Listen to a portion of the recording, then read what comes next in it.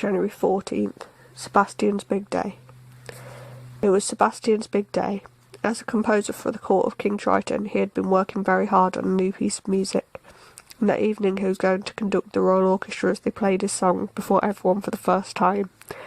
At last, thought Sebastian, his true genius would be fully appreciated. That afternoon, in preparation for the concert, Sebastian went over every detail. He perfected the positioning of the musicians' chairs on stage. He prepared extra copies of the music in case any of the musicians forgot their own. He even had his bow tie washed and pressed.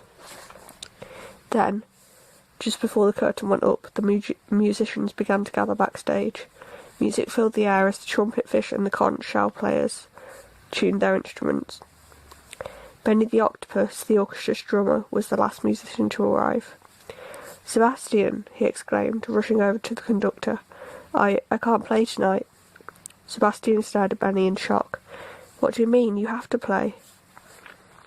"You don't understand," Benny replied. "I can't. I took a nap this afternoon and fell asleep on my tentacles, and now they're all tingly. I can't hold my drumsticks." The gravity of the situation hit Sebastian hard. "What am I going to do?" he exclaimed, looking around at the musicians. "My composition calls for 8 drums. Benny has 8 tentacles, 1 for each drum. Why will I find enough hands to take his place?" Just then, Ariel and her 6 sisters swam backstage to wish Sebastian luck. "Ariel," Sebastian cried, "am I glad to see you?" He explained his problem to Ariel and her sisters. "Could each of you help by playing a drum in the concert?" he asked. "Of course," the Mermaid sisters replied.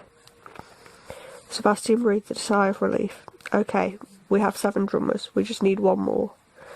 All the musicians stared at Sebastian. "Me?" he said. "But I'm the composer and conductor. This is the day my true genius will finally be appreciated. I can't be hidden in the drum section. I must be front and centre." But, wouldn't you know it, when the curtain went up minutes later, there was Sebastian drumming away. His day in the spotlight would have to come another time. As he played, he shrugged and smiled. "Well, you know what they say," he whispered to Ariel, who drummed at his side. "The show must go on," Ariel guessed. "No," Sebastian replied.